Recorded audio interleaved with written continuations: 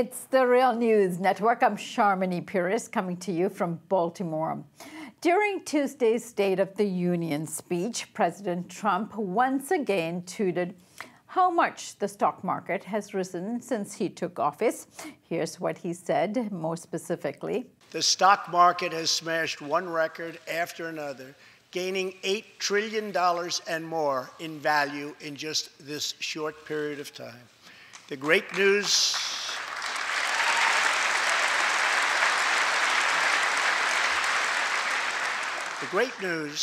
for Americans, 401k, retirement pension, and college savings accounts have gone through the roof.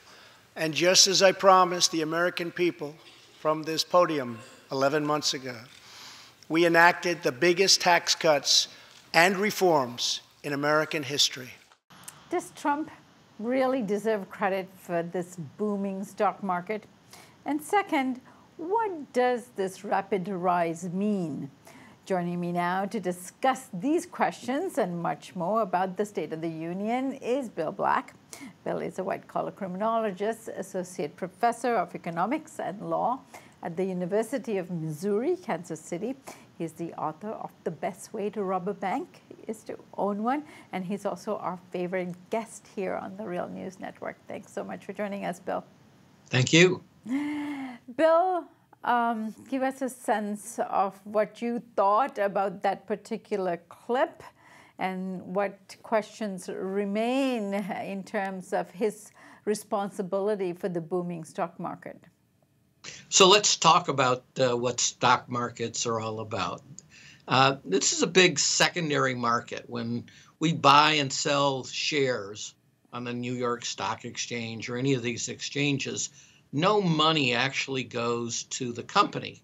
It doesn't get new capital to invest, and that's the whole purpose, of course, of what we call the real economy, to make productive investments, hire people, make the world better in those kinds of ways.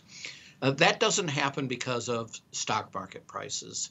That only happens in the sense of getting capital to new businesses when you do what's called an initial public offering, an IPO. So the secondary market just makes a really broad market so that people are willing to buy stock, because otherwise they get stuck with it. If you own stock in a company that only has 5 shareholders, lots of luck trying to sell it at anything other than an enormous discount. So the stock market has only a very limited connection with the real economy, and that's particularly true now. And by now, I mean actually the last 15 years or so, because corporations and banks in particular are sitting on vast amounts of cash that they don't know what to do with.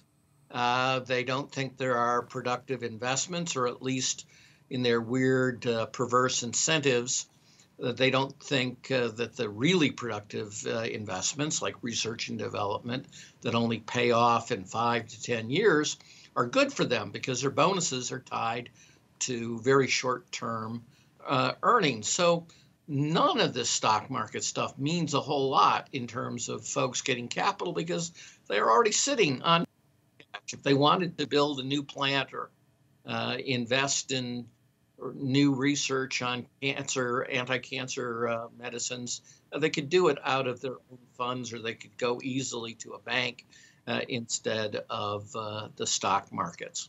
Now, Bill, he also did talk about people's 401ks and said, this boom has a positive effect on the 401ks. Does it? And how, if it does, how does it compare with what this boom means in terms of, people on Wall Street gaining from all of this? Right. So the key thing you need to know about these stock markets is that they are overwhelmingly owned by the people of extreme wealth. There was a time during the dot-com boom when lots of regular middle-class Americans invested in the stock market. This is a time when you went into this is back in 1998 type of thing. you went into a men's barber shop, and instead of the sports game being on the television, they would have one of these stupid money programs, right? Invest your money in this stock, and like this is a secret, and we should follow their advice, and nobody else will know other than the 2 million other people that are listening, type of thing.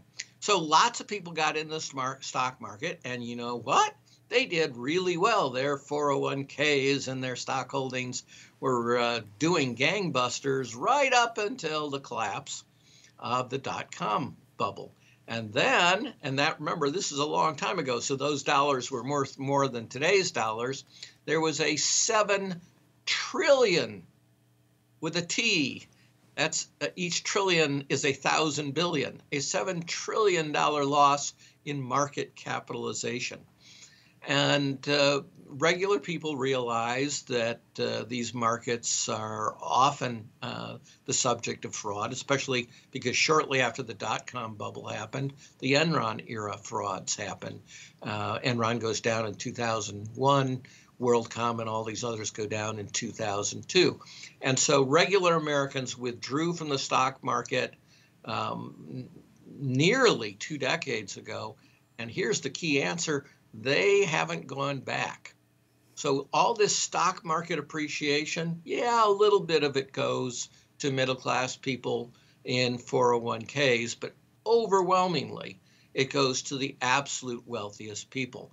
And on top of that, what really triggered this super frenzy in terms of the stock market is the huge tax cuts for the wealthy.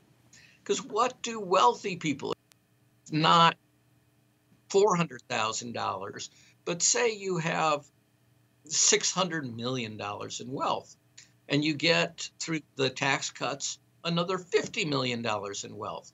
Well, you've already bought everything you can buy. So what do you do with it? You put virtually all of it in the stock market, and everybody like you does the same thing. And collectively, you folks, out of that roughly $1.5 trillion in stock benefits, well, that over $1 trillion of that is going to go to the absolute wealthiest Americans. They're going to buy more stock. Well, it's supply and demand. What happens if a bunch of super wealthy people try to buy a whole lot more stock at roughly the same time? The price of stock is going to go up. Is that going to be good for the super wealthy? Of course, it's going to be massively good. That's why not just under Trump, but under President Obama as well, there's been this record expansion of the stock market. Trump supercharged it for the wealthy by giving money to the wealthy. He redistributed from middle-class Americans through his tax bill to the absolute wealthiest Americans.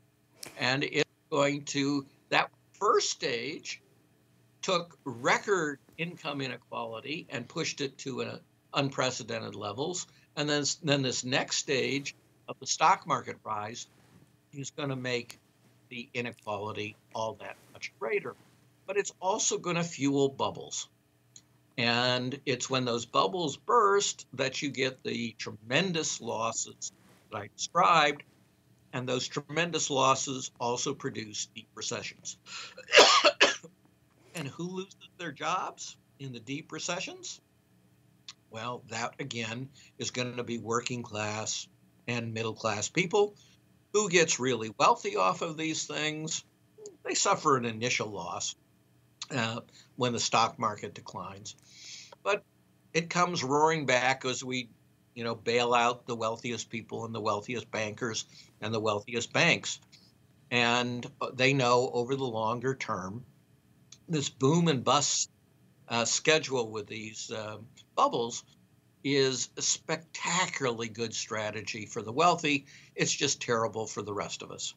All right, Bill, I thank you so much for joining us today and look forward to your report next week. And take care of that cough. Thank you. And thank you for joining us here on the Real News Network.